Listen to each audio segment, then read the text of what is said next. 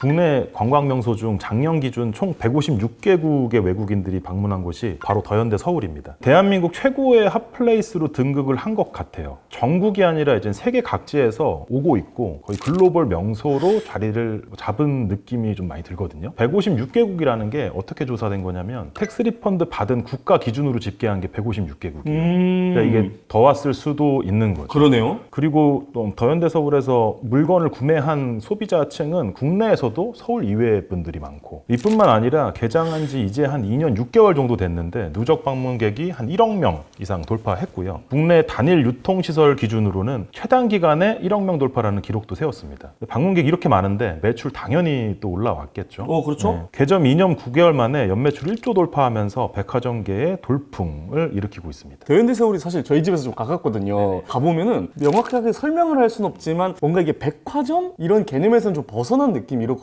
맞아요. 더현대 서울은 이름에서도 알 수 있듯이 백화점이라는 이름을 빼버렸어요. 여기서 이제 의지가 나오기도 하는 것 같아요. 더현대 서울의 규모가 9만 제곱미터 정도 되거든요. 이게 서울에서는 좀 큰 규모예요. 근데 막상 이제 그 매장 안에 들어가 보면 절반 이상이 브랜드가 빽빽하게 들어가 있진 않다? 좀 이런 느낌을 주거든요. 절반은 이제 고객 편의 공간이나 뭐 실내 조경 잘 조성해 놨다 보니까 갈 때마다 기분은 좋은 것 같던데, 말씀하신 대로 좀 널찍널찍해 보이긴 해요. 네, 맞아요. 그리고 이제 특이점이 MZ세대를 겨냥했다는 특이점이 좀 있어요. 기존 백화점들은 구매력이 좀 있는 40대, 50대를 좀 타겟팅을 했다 이런 생각이 드는데, 더현대 서울은 오히려 20, 30대를 겨냥한 그런 어떤 느낌. 개점하고 이제 얼마 안 됐을 때 방문자 연령대를 좀 조사를 해봤더니 30대 이하가 한 75% 이상 기록했다고 합니다. 맞네요. 광고도 영하게 하고 크리에이티브하게 꾸민 플래그십도 많이 열어주고 2030 전용 VIP 멤버십 클럽을 열기도 해서 좀 그런 식의 조사를 나타내고 있는 것 같아요. 이런 게 일각에서는 이제 언론에서도 많이 화제가 됐는데, 오프라인 유통의 새 이정표다, 뭐 한국의 백화점스러움을 버린 혁신적인 사례다, 수많은 팝업 이벤트도 했고 이제 새로운 도시 문화도 구축했다, 뭐 이런 신선한 행보에 뭐 긍정적인 평가도 많았고, 그리고 이제 2025년에 국제 백화점 협회에서 더현대 서울의 CEO 컨퍼런스를 했거든요. 지난 6월 초에 했는데 9개국의 백화점 CEO들, 재무 담당 이사들이 참석을 했는데, 사실상 우리나라는 여기 회원국도 아닌 걸로 보이죠. 국제 백화점 협회가 원래는 이제 회원국에서만 행사를 하는 거 아닌가요? 저도 그렇게 알고 있었어요. 이제 세계적으로 유명한 백화점들, 브랜드들 좀 많잖아요. 네, 그렇죠. 프랑스의 라파에트, 홍콩 소고 뭐 이런 데들이 회원국으로 있는데 우리나라는 여기 회원국에도 아직 못 들어가 있어요. 그렇군요. 근데 공식 행사를 열게 된 첫 사례가 또 됐죠. 그 이유는 이제 더현대가 앞서 말씀드린 대로 실험적인 공간 구성을 하고 또 브랜드 전략, 혁신 이런 거에서 좀 호평을 받았기 때문에 좀 그렇게 된 것 같습니다. 근데 이게 막상 매출 순으로 보면은 이게 더현대 서울이 상위권은 아니잖아요. 이게 백화점 업계에서도 그렇고. 근데 왜 이렇게 많은 분들이 더현대 서울에 관심을 갖게 되는 걸까요? 불리한 요소를 오히려 무기로 삼아서 빠른 시간 내에 좀 성장을 이뤘거든요. 이런 스토리가 좀 뒷받침되고 있어요. 백화점이 사실 가장 중요한 게 입지적인 요소가 되게 중요하잖아요. 아무래도 여의도가 모든 면에서 좀 불리해요. 인구도 크게 많지 않고 경쟁 반경 내에 백화점도 많고 주변에 바로 옆에 또 IFC몰도 있고. 그렇죠. IFC 있고요. 예, 거기 뭐 영화관이랑 뭐 서점 이런 거 다 있잖아요. 네네. 그래서 당시에 이제 업계 관계자들은 되게 부정적인 시각이었고, 현대백화점, 현백 내에서도 여기 맞냐, 이 입지 맞냐, 안 될 것 같은데. 예, 이런 내용이 나서, 많았다고 해요. 뭐 이런 약점이 기회로 이제 전화위복을 시킨 거니까 아무래도 관심을 갖게 되는 거고, 언론에서는 비웠더니 풍성해졌다. 비웠더니 이런 얘기도 풍성해졌다. 나옵니다. 예. 오늘은 이제 더현대 서울이 대체 어떻게 했고 얼마 벌었길래 이런 반응이 있을지 재무제표를 한번 살펴보도록 하겠습니다.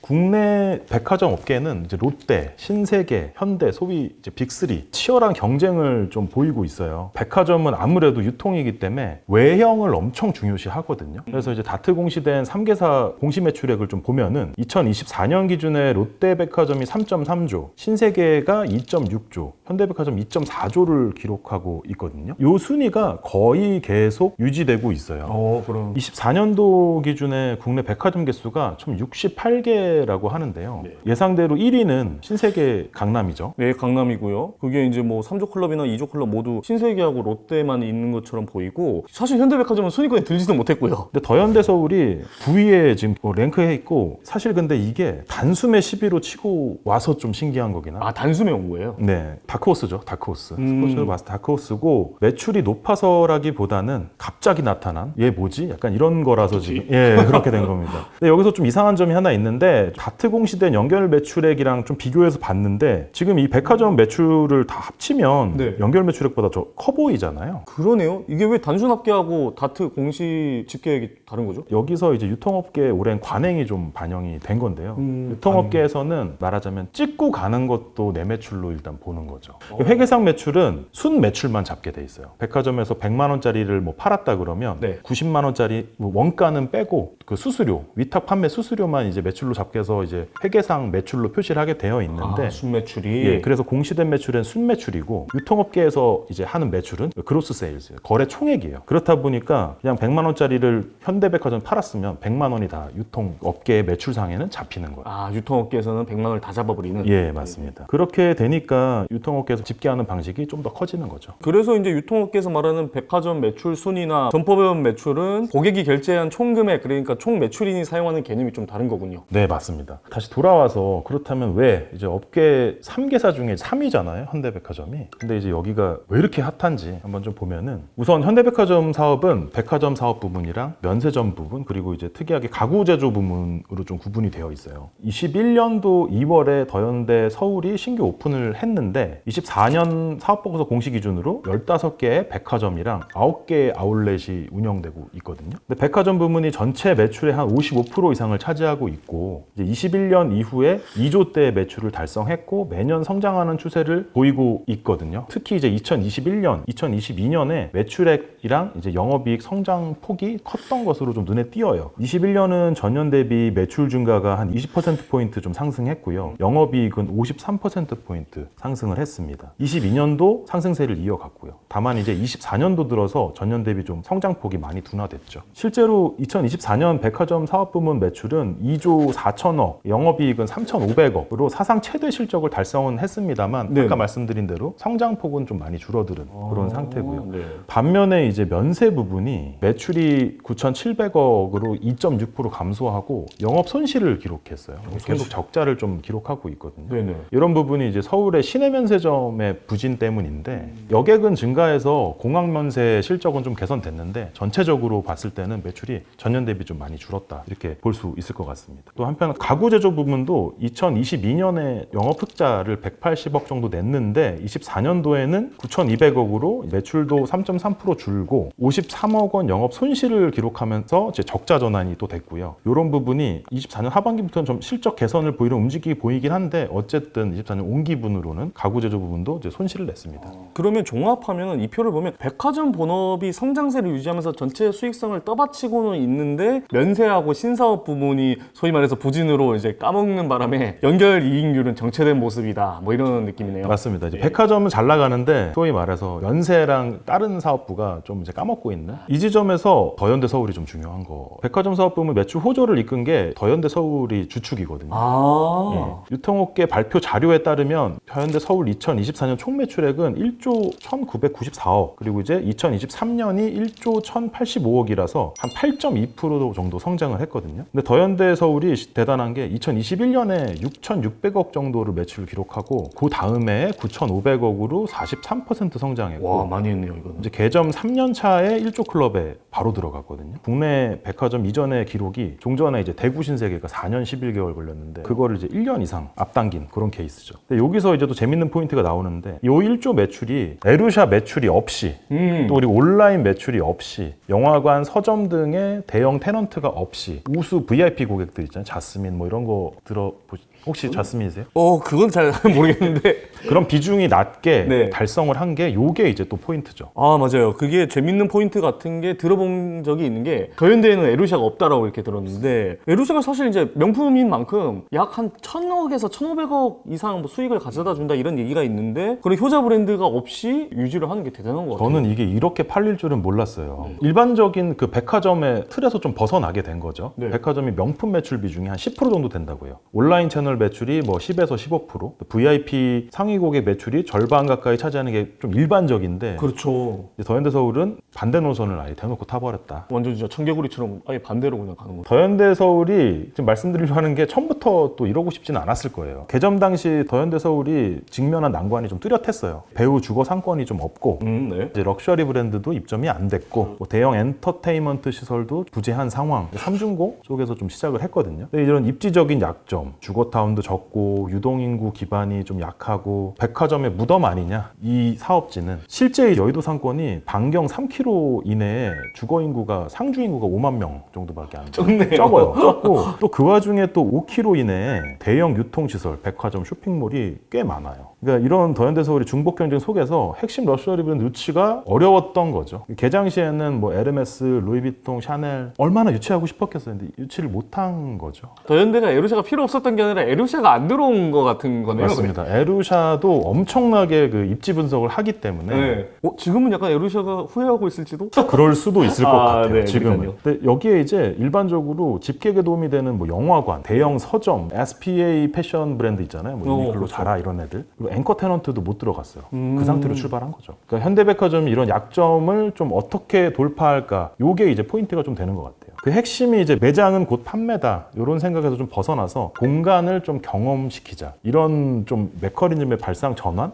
이게 좀 있는 것 같거든요. 네. 우선 공간기획 측면에서 매출 극대화보다는 고객이 있으면서 편안함을 중시하는 영업 면적의 절반 가까이를 비매장 공간 설계한 거 보면은 그런 시선들이 좀 느껴져요. 그래서 매장 면적은 전체 면적의 한 절반, 51% 정도밖에 안 되고 나머지는 전부 라운지, 문화공간으로 조성이 돼 있어요. 기존의 현대백화점 점포들하고 비교하면은 전체 공간에서 한 65% 정도는 판매 면적이었거든요. 근데 더현대는 여기서 한 15%포인트가 좀 낮아요. 확 그냥 매장 면적을 내려버리는 좀 그런 파격적인 결정이었죠. 어느 정도로 내린 거죠? 전체 기존 대비해서 30%는 줄인 거. 와, 많이 줄였네요, 진짜. 거의 파격적인 결정인데, 이거는. 그러니까 이래서 비웠더니 찼다. 그 말이 이런 진짜 얘기가 정확한 것 같아요. 나오는 것 같습니다. 구체적으로는 백화점 내부 곳곳에 약 3,400평 정도의 이제 실내 조경을 또 구성을 해요. 1층에도 이제 높이가 12m인 워터풀 가든 체류의 시간, 그러니까 경험에 더 중점을 둔 마케팅 전략을 가져갔던 것 같아요. 또 내부 천장까지는 빈보이드 구조로 설계해서 뭐 지하부터 층층이 뭐 채광이 들고 기둥이 없고 뭐 특수 구조로 개방감도 높이고 층간의 난간을 곡선형으로 뭐 이렇게 해서 미래지향적이다. 뭐 이런 얘기도 있고. 백화점 내부를 거대한 약간 실내 공원 뭐 이렇게 조성을 해가지고 방문객들이 상품을 구매하지 않더라도 머물고 싶은 그런 곳 뭐 이런 공간으로 힐링할 수 있게 만들었다는 의미네요, 보니까. 현대백화점 측은 매장을 더 넣으면은 연간 한 1,700억 원은 매출을 더 달성할 수 있는데 과감하게 공간 바꿨다, 트레이드 오프를 했다 이런 얘기를 할 정도예요. 지금 고객 경험이 최우선에 둔 전략임을 이제 보여주는 부분인 것 같고요. 도심 속의 자연주의라는 컨셉도 처음에서 미래지향적 백화점 이런 타이틀도 또 없고요. 두 번째로는 고객 경험 중심 운영이 주요했던 것이 리테일 테라피라고 이런 개념을 또 도입을 해서 구매가 쇼핑을 넘어서 뭐 치유의 즐거움이 될수록 할 수 있는 목표를 세웠다. 뭐 이렇게 해서 거 보면은 소통 공간, 교육 시설, CH1985 학습할 수 있는 그런 강의 들을 수 있는 있고요. 또 문화 복합에서 알트 원 뭐 이렇게 해서 전시회도 많이 하고요. 설계도 그렇게 산책하듯이 돌아보고 뭐 이런 식으로 많이 구성을 했다고 해요. 확실히 이러다 보니까 이제 MZ세대의 소구 포인트가 좀 있어진 거죠. 감성을 잘 자극을 했고 이제 인증샷도 너무 많이 올라가니까 이제 자발적인 광고가 되는 거죠. 팬덤에 가까운 이제 홍보 효과가 일어나서 거기서 이제 SNS 뭐 인스타그램이나 이런 데도 뭐 더현대서울 해시태그도 많이 보이고요. 해시태그가 엄청 많아요. 2022년 6월에 35만 건을 돌파를 했다고 하고요. 더현대서울 해시태그만. 예, 맞습니다. 그 비슷한 시기에 개장한 경쟁백화점 해시태그 건수랑 좀 비교를 하면 네. 신세계대전이 4만 건, 롯데 동탄이 2만 건. 이거 이제 한 압도적이죠. 10배네요? 압도적이죠. 젊은 층 사이에서 더현대서울이 핫플레이스로 자리 잡은 그런 이유가 이제 이런 바이럴 마케팅 효과가 있었던 거죠. 세 번째로 이제 MD 구성이 좀 유연하게 갔어요. 에루샤를 유치 못했잖아요. 네, 그렇죠. 그 자리를 팝업을 유치를 유치를 많이 한 것 같아요. 팝업 스토어를. 네, 팝업 스토어를. 뭐 그러다 보니 초기에는 최상위 럭셔리 브랜드가 없는데도 네네. 컨템포리 패션, 뭐 F&B 좀 젊은 층이 선호하는 브랜드를 좀 확보해서 확실히 이제 딱 타겟층을 잡고 간 거죠.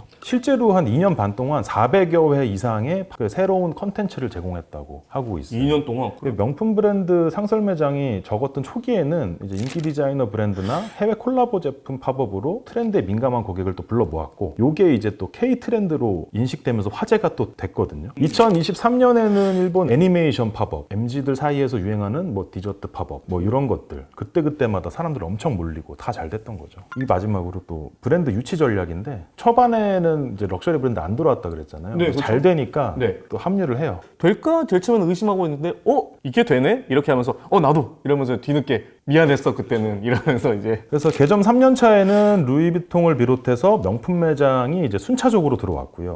디즈니 오프라인 스토어도 들어왔고 파이브가이즈 들어왔잖아요. 맛있죠. 글로벌 최신 매장들이 더현대 서울을 선택하기 시작했어요.